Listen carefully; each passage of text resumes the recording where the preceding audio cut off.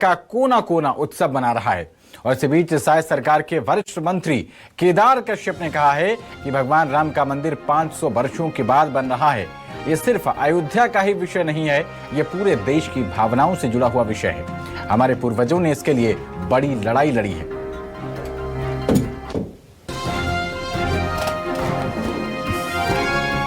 अयोध्या में कल रामलला की प्राण प्रतिष्ठा होनी है और अयोध्या के साथ साथ छत्तीसगढ़ में भी राममय माहौल है। हमारे साथ सरकार के वरिष्ठ मंत्री केदार कश्यप मौजूद हैं। किस तरीके की तैयारियां छत्तीसगढ़ में?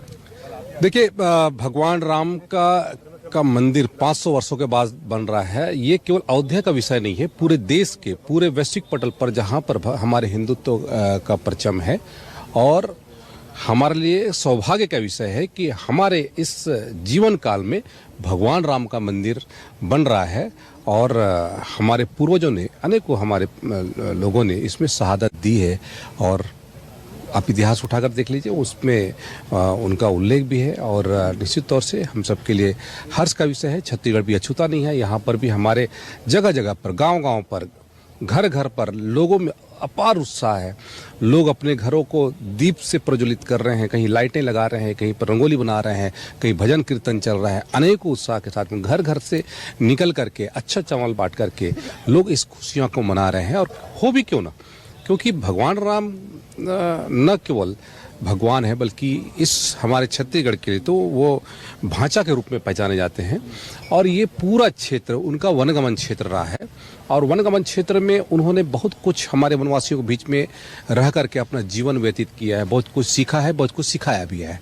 और उसके साथ साथ यदि हम बात करें, भगवान राम जब तक अयोध्या में रहे तब तक उनको राजकुमार राम के रूप में जाना जाता था, राजा राम के रूप में जाना जाता था। लेकिन जब उन्होंने इस दंडकारण्य क्षेत्र में प्रवेश किया, दंडकारण्य क्षेत्र में उन्होंने उन समस्याओं से रूबरू हुए, तब जाकर के उनको एक मर्यादा पुरुषोत्तम राम के रूप में पहचान मिली।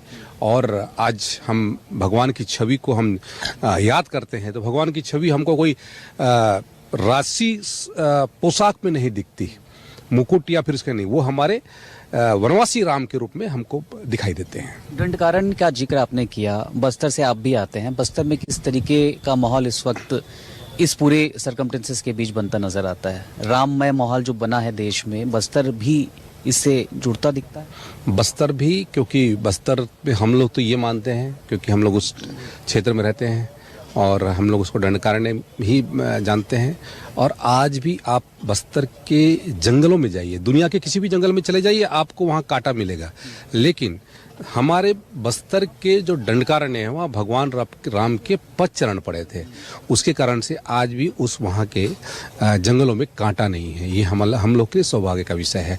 और हम लोग भी इन खुशी में सम्मिलित होना चाहते हैं और हम अपना उसको मानते भी हैं।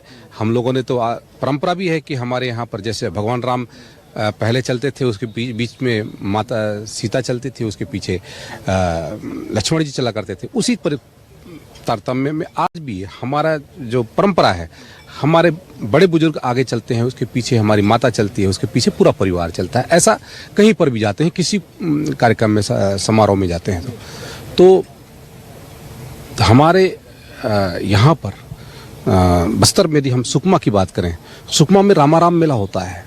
12 वर्षों के बाद रामाराम मेला होता है, बहुत बड़ा आयोजन होता है। उसी तरीके से यदि हम बात करें तो हमारे यहाँ पर जो दशहरा का पर्व होता है, वो ऐतिहासिक दशहरा का पर्व जो कहते हैं 75 दिनों तक चलता है। तो ये हमारे साथ पे आस्था के साथ में जुड़ा हुआ है। हम लोग पूजा पाठ करके उस आस्था को मनाने वाले लोग हैं।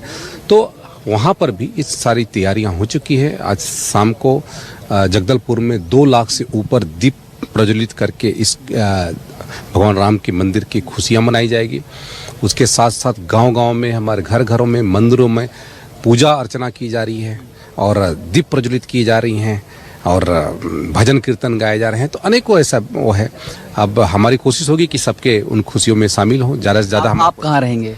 मैं कल जगदलपुर में भी रहूँगा, नारायणपुर में रहूँगा, कोंडागांव क्षेत्र में भी रहूँगा। हर क्षेत्र में मैं जाकर। अयोध्या जाने की तैयारी क्या है? कब अयोध्या में अभी क्योंकि आने वाले समय में हम भी अयोध्या जाएंगे, लेकिन अभी हम अपने लोगों के बीच में रह करके इस राम मंदिर की खुशियां बांटेंगे, जिन्होंने राम मंदिर के लिए अपना सब कुछ न्यौछावर कर दिया। बहुत सारे ऐसे लोग भारतीय जनता पार्टी के हमारे ऐसे कार्यकर्ता जिन्होंने कार सेवक के रूप में भी काम किया, आज उनके परिवार के लोग हैं, जिन्होंने क्या बोलते हैं वहाँ पर पत्थरें खाई, जिन्होंने क्या बोलते हैं लाठियाँ खाई, आज उनका सपना साकार हुआ है। तो ऐसे लोगों का आज हमारे पूर्वजों का सपना साकार हुआ है, तो निश्चित तौर से उनके बीच में जाकर के हम खुशियाँ मनाएंगे। और आने वाले समय में सरकार जो यहाँ से अयोध्या के लिए जो राम मंदिर लला के दर्शन के लिए जो यात्रा निकाल रही है, उस यात्रा में भी हम सम्मिलित होंगे। ठीक है, बातचीत के लिए बहुत बहुत शुक्रिया। ये है केदार कश्यप, कैबिनेट मिनिस्टर हैं छत्तीसगढ़ में सह सरकार के। और जिस तरीके से राममय माहौल पूरे देश में बन रहा है, छत्तीसगढ़ भी